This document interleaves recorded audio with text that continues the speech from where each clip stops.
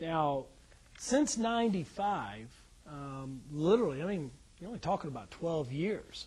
The name Perrone is almost synonymous with the area of Merritt Island, and you really attribute that to an expertise in branding. Yes. Now, where did you learn that secret from? Well, it's one of the things I guess you learn on one of Donald Trump's CDs. Right. Which is to brand your properties, and that's exactly what we've done. Every building has a name, and there's a sign in front of the building with a name on it. And it's some of the different names are Perrone Plaza, Perrone Place, Perrone Park, Perrone Square, Perrone Center, Perrone Village, Perrone Commercial. We're actually looking for new names. We have 3 buildings that we're working on naming now that are under new construction being built. David Lightholder Construction is our builder, and he actually has 3 under construction now and getting ready to break ground on a 4th. And this branding concept, I think, is really important for people to hear this message, because you really use colors, you use the same image, and then you use that name. Your yellow Hummers with Perrone properties are known all throughout the area. I think that's real important, and we come up with the PP, which is Perrone Properties, but we actually have a tenant now that's calling PP Perrone Partners because we've helped him so much with getting his business started. We like helping our tenants, but the branding, our colors are the black with the gold and the PP. And I was sitting in a restaurant one evening, and 3 young gentlemen came in, and on the wall, it was actually one of our tenants, and they put just our logo. They put the logo for Lightholder Construction up there and another company, and the kid sat down, and I could hear them talking, and he said, "Oh yeah, that's Perrone Properties." So that was pretty nice to someone recognize just what the PP was. And I remember at Space Coast Business, our first release of the magazine that we did, we interviewed Ron John and the president, Ed Moriarty, and Ed talked about how the secret to the Ron John success is that throughout its entire life, they never changed the brand. They would never sacrifice the brand. And, I see that happening with what you guys are doing. We laugh about it together as just friends that it's the Donald Trump of Merritt Island, but that's a great compliment. I appreciate the compliment very much. Now, as you've gotten into really this tenant relationship, Ralph, you've really done some unique things to help please your tenants, to help making that whole experience a lot better. Why don't you, kind of tell our viewing audience a little bit about some of those tips? Well, when we first meet with somebody, we try to size up their needs with the square footage, the location, what would best suit them. We often will have someone come to us and tell us they need 3,000 square feet. We'll ask them, well, how many people do you need to accommodate? How many offices? And we'll find out they only need 2,000 square feet. Right. And they appreciate that. Once we go through the leasing process, they'll come into the office. We'll give them a lease signing pen.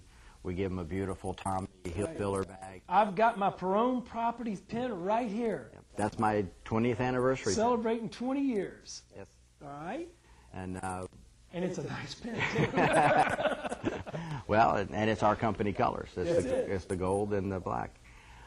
We make it a nice event for them to sign their lease, and we help them get started. We help by doing business with our tenants as much as we possibly can. We've come up with this magazine that we've produced, and we've got some help from you. Right.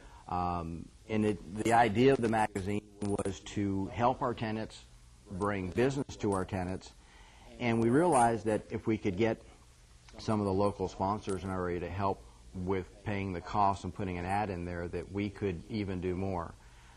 The magazine has been a huge success. We're hearing people almost every day tell us that someone came to them because they saw the magazine.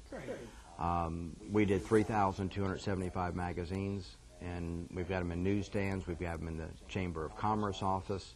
All of our tenants have them to give out. All of our sponsors have them to give out. And it's been one of the better things we've done in a while. Good. Now, you go as far as to actually have carpet, tile, paint colors. You got gift bags that you actually give the tenants. Explain that process a little bit. Well, I guess I kind of skipped over that a little bit. When the tenant comes in, if we don't already have what they want, we'll give them a blank layout of the space, and they can draw in where they'd like their walls or doors. My son Jason, who works with me, will then put it on the computer, put it all to scale, and they can approve it. They can come into our office, pick out the color for their walls. They can pick out the carpet for the floor. They can pick out the tile for the ceiling. They could even pick out the tile in the bathrooms. And again, we make it a fun event, and it's fun for us to do it. And you even take this a step further in the customer service, where you've got a warehouse that's full of stuff that, you know, just at any given time may break or something will happen, and you've actually got a story on an air conditioner going out at an inappropriate time for one of your tenants. Yep. It was Martin Luther King Day last year, '07, and we have a tenant in Rockledge who does medical software and medical computer stuff. They have servers. Their air conditioner, they called us, their air conditioner had actually blown out the side of the compressor. And they called the wholesale houses who were closed.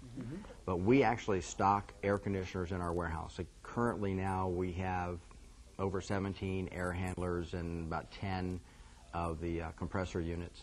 And they're brand new in the box. We called our air conditioning company. He came in. My son delivered the air conditioning unit to the office. Within 2 hours, the tenant was up and running again.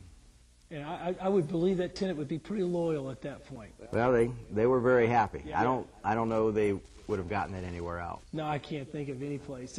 You recommended a book once to me called Raving Fans. Correct. And why don't you talk to our viewing audience a little bit about the philosophy of what that means? Well, Raving Fans was a book that was actually shared to me by Larry Roselle at Sunrise Bank. What the book tells you is that a satisfied customer just isn't good enough anymore. Your customers have to be raving fan customers. They can't wait to tell their friends how wonderful their experience has been, and they can't wait to do more business with you. And that's really what the book's all about. Anyone that comes to work for us, new employees, we give them the book, either on CD or the book itself. And the CD books are really great, man. Yeah. Yeah. Those guys that didn't do so well in college or even go to college, it's nice to have that to plug into the car. Our new building, he's not really new anymore, David Dowdy's our building superintendent. He's been with us about 6 months. He told me he's listened to it about 7 or 8 times. Yeah. And he said every once in a while when he just kind of feels down about, you know, running around taking care of things for people, he'll put the CD back in and remind himself of what it's all about, which is customer service. And it literally gives you step-by-step processes of things you can implement and ideas. And I want to shift gears a little bit because a lot of people will look at Perrone Properties and hear the messages of tonight, and you know, and they'll say, well, you know, Ralph's just, you know, about driving money, and actually, Ralph's a family man that really believes in his community. And I found it interesting talking with Jason, your son, and he talked about how he participates in his Little League program with now your grandkids, and how he got that example from Dad because you were always there. That was actually Ralph Jr., my oldest son. And yes, growing up, all 3 of my kids were active in either my daughter was cheering, my boys were playing football, or my daughter was playing softball and the boys were playing baseball. Right. And I was either coach, assistant coach, or team dad. Right. Usually football was team dad. We had a motor home when we lived in Miami, and we'd take my son's whole football team in the motor home to their away games. Those are great experiences. Yep, and I would always film the games, so I'd let the kids watch them on the TVs while we were driving to their away game.